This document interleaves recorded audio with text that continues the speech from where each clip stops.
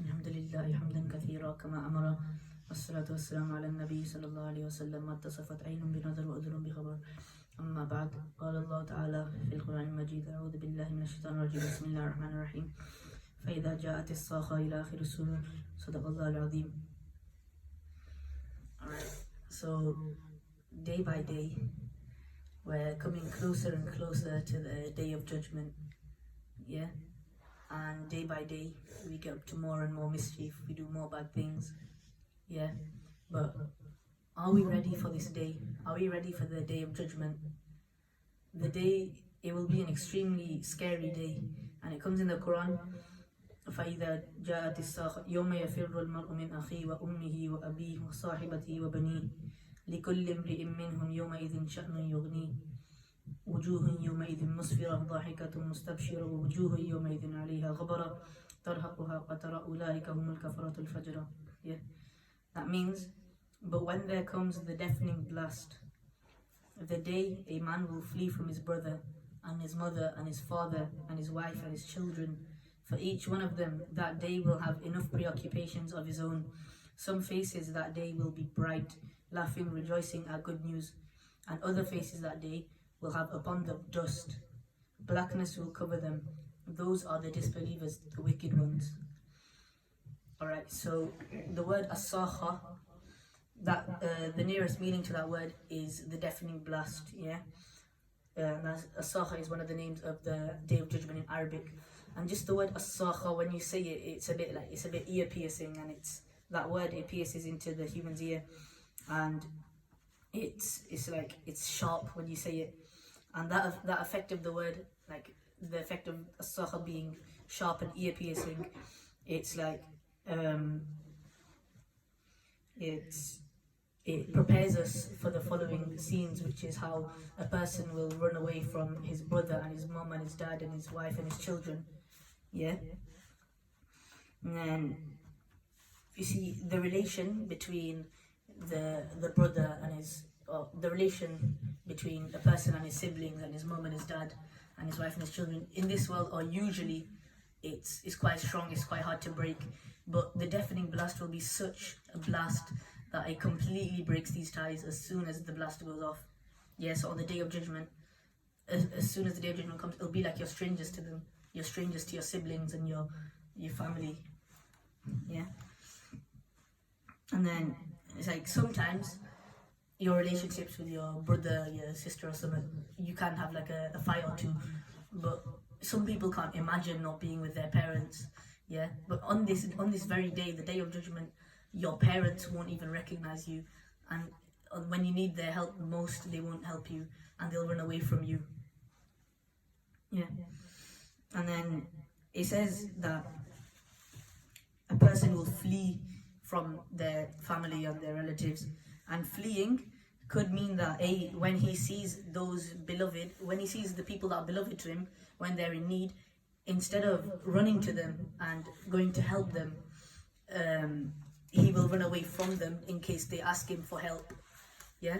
Another meaning of fleeing could also mean that when they see like the evil consequences that they will have to face for sinning with each other and leading each other to bad, misleading people, when they see the consequences of that, they will run away just in case that they blame each other for it. Yeah.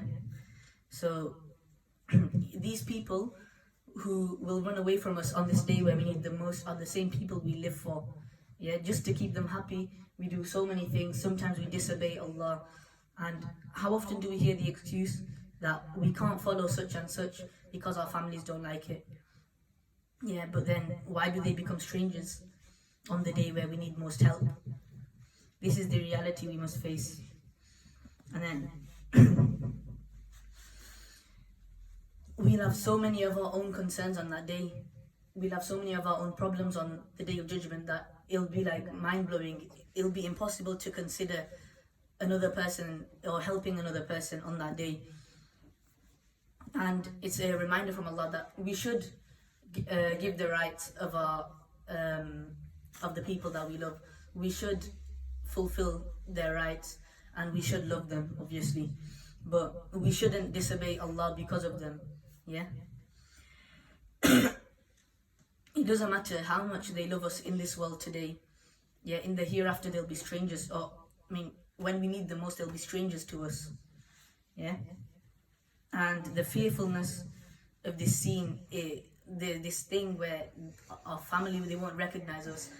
It's like, it's psychological. It goes on in your head. It strikes you in the soul, and the fearfulness holds your soul in its grip. Yeah. And the result of this, like the fearfulness going inside your heart, is that we will only think about ourselves and no one else. We won't get a single thought of helping anybody out on the Day of Judgment. And then it comes in the ayat after this, لِكُلِّ امْرِئٍ مِّنْهُمْ يَوْمَئِذٍ شَأْنٌ يُغْنِيهِ, that for each one of them that day will have enough preoccupations of his own. So that statement it summarizes completely how the Day of Judgment is going to be. You can't help anybody. You'll have so many problems. You'll be drowning in your own sweat on that day.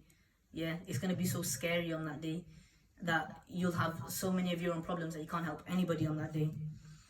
And then it comes in a hadith that Aisha radiallahu anha once asked the Prophet ﷺ, I'd like you to answer me one or two questions. So the Prophet ﷺ said that, sure, if I have the answer. So Aisha radiallahu anha asked, how will people be resurrected on the Day of Judgment? So how will we be brought back up alive? And the Prophet ﷺ said, naked and barefooted. Yeah, we'll be brought back up, how? Naked and barefooted. And then she went quiet for a bit, and then she asked, what about women? And then he answered in the same state. So everybody's going to be naked, yeah? And then she exclaimed, will they not look at each other? And the Prophet ﷺ answered, the affair will be much more serious than that. And then he recited this verse, for each of them that day will have enough preoccupations of his own. So basically,